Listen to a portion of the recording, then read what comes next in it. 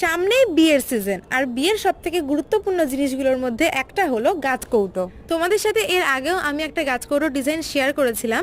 সেই গাছ কৌটোটা ছিল হচ্ছে আমার মায়ের বিয়ের গাছ কৌটো। তো তোমরা ওই ভিডিওটাকে এত ভালোবাসা দিয়েছো, তাই জন্য তোমাদের জন্য আমি নিয়ে চলে এসেছি আরও একটা গাছ কৌটোর ডিজাইন।